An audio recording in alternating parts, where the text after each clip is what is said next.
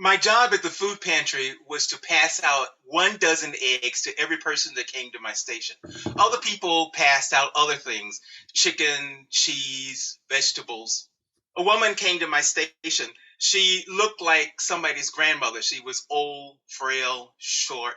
I gave her a dozen eggs and she put them in a basket, and then she said, "May I have another dozen?"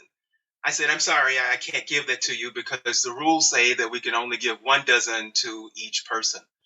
She looked away, and just as quickly she looked back at me. And this time she had tears in her eyes and she had this very tortured look on her face. I didn't really know how to respond at that moment. I just waved her on so that she could go to the other stations and pick up more food. Other people came to my station to get eggs, but I continued to think about this woman because, see, I didn't know what she had at home. I didn't know how long those eggs had needed to last. I didn't know who she needed to feed. I just know that the rules say that you can only give 1 dozen to each person. Well, every once in a while, it's important to remember that people come to food pantries because they are hungry.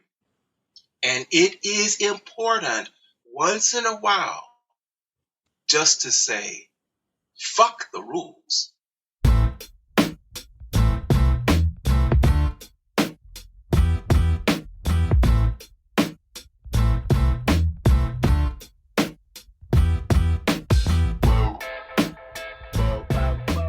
Hey there, and welcome to Grit, True Stories That Matter. Grit is a weekly podcast about stories, the contemporary, personal, narrative kind of story, and the people that craft and tell them. Now, some weeks a storyteller will tell one of their stories and then break it down with me, Sean. Other weeks, we will feature stories from our myriad events, which is what we are doing today. Now, all of this is not only to entertain, but to help you, our listeners, craft and tell better, more engaging, more relatable, and more memorable stories. True stories, personal stories, grit stories. As always, check the show notes for upcoming workshops and events, including this Sunday's Mental Health Happyish Hour open mic. Today, we are featuring 7 99-second stories. They are all from the 99-second story slam. Slam number 1 of season 5, which was this past Sunday. We have got 6 stories from round 1. These are the round 1 winners that all advanced to round 2.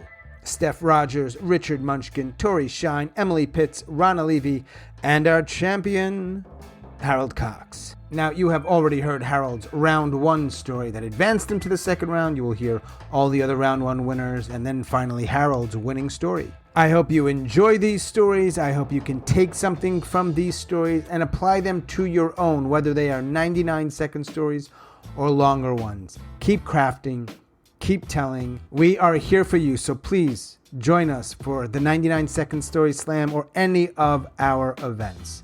We want to get more and more people involved. Okay, let's dive in. It's December of 2017, and I am amazed to see who is calling. Jay. Oh my fucking God, Jay. I haven't heard from Jay in well over 2 decades. He was this explosion of fun. We were really close friends who became lovers, 2 artsy high schoolers who loved the Talking Heads and Sex on the Beach. And it is utterly amazing to me that he is calling because his wife despises me. She's never met me, but she knows a little too much. And I pick up before the second ring, and Jay says, "My brother is dead." And I say, "Oh my God, I am so sorry. And I know we shouldn't be talking. We're not allowed to be talking." But he's devastated and he is alone and he's driving from New York to Las Vegas to go be with his poor mother. And we remember, we reminisce. We talk about that time in New York, that time in Joshua Tree, the parties at his parents' house. And he confesses that his marriage is having problems. And I say, "Yeah, me too." And he says, "I miss you." And I say, "Me too." And then I remember how I used to feel special. So we start texting more and more, and he calls again. And then when he's on his way back from Las Vegas to New York, he stops through Chicago and he shows up at my house with a bunch of friends of ours from high school. And it's awesome. But we both know the truth. that we're going to work things out with our respective spouses. We're committed to our marriages. Marriage has its ups and downs. But before he leaves, he whispers in my ear, "I've always loved you." And I say, "Me too."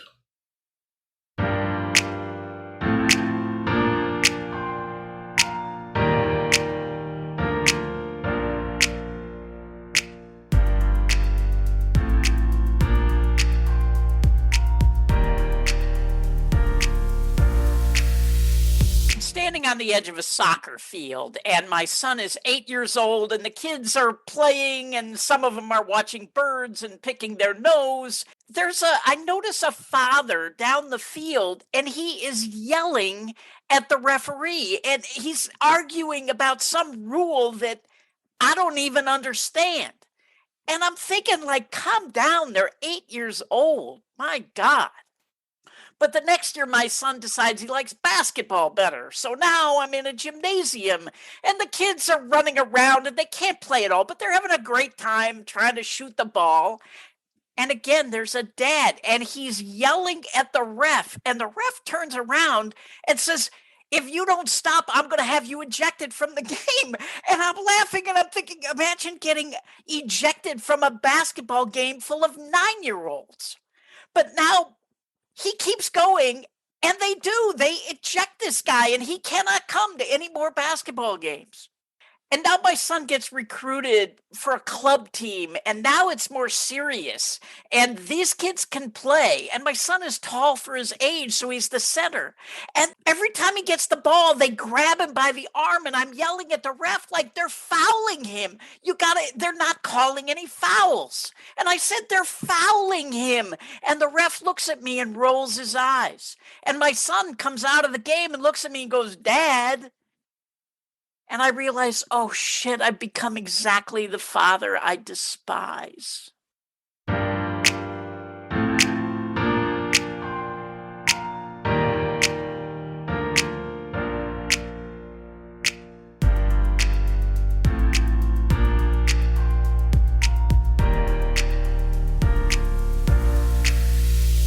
So it's freshman year of high school. I'm supposed to do a sport. I try out for volleyball, but I don't make the squad. So I sign up for the wrestling team.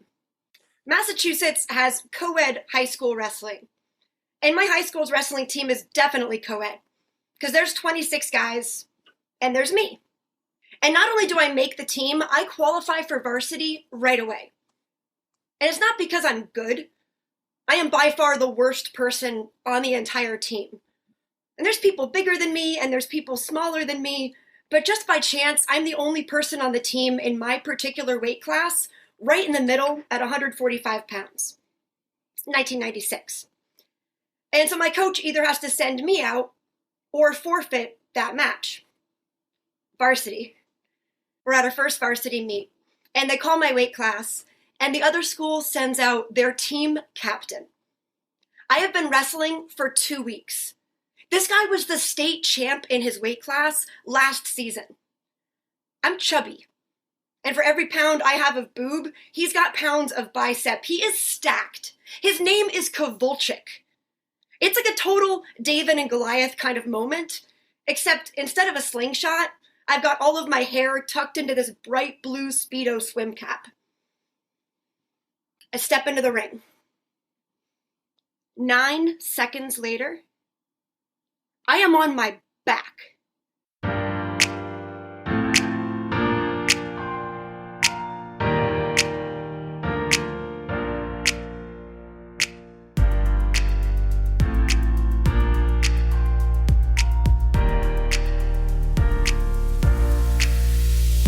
Okay, fifth graders. Next week is state testing. We're going to have 5 tests, 2 math, 1 reading, 1 writing, and 1 science. So we're going to do 1 per week. But the good news is the school is giving us snacks, red vines and pretzels. My class was not excited to hear about this because state testing can crush anyone's soul. But these students were typically below grade level, so the tests were even harder. Alan decided to do something about it. Miss Pitts, if we do this, would you buy us a legit cake? The other children quickly bandwagoned. Please buy us a cake. Please, please, please. We will try our hardest. We will do our best. I'll think about it. A month goes by and testing ends, and I remember the cake. And so I call the bakery and plan to pick it up on Friday during my lunch hour. And when I get it, I put it on the table in front of my class and cover it with an orange piece of cloth. I get the kids from recess and I bring them in. And as soon as they see a surprise at the front of the room, they gather around the table excitedly. And I pull the cloth off and they gasp, not because it's a sheet cake, but because there are big blue letters that read LEGIT. Alan turns to me and he says, Miss Pitts, you did it. He's a bit shocked. You got us a legit cake. I did. Because testing can crush your soul. And my hope is that when these fifth graders look back on their experience, they don't remember the tests, but they remember the cake and that they were too legit to quit.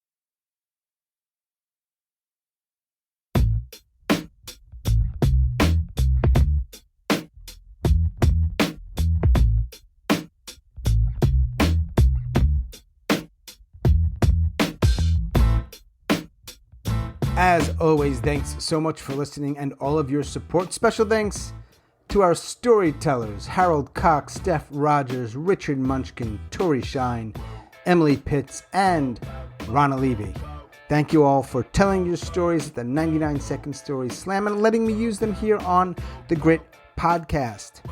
As always, check the show notes for upcoming workshops and events, including this Sunday's Mental Health Happyish Hour open mic. And do us a solid, if you would. I know I say this a lot. Rate, review, subscribe. If you listen on Apple Podcasts, it really helps people find it. Thanks so much for that.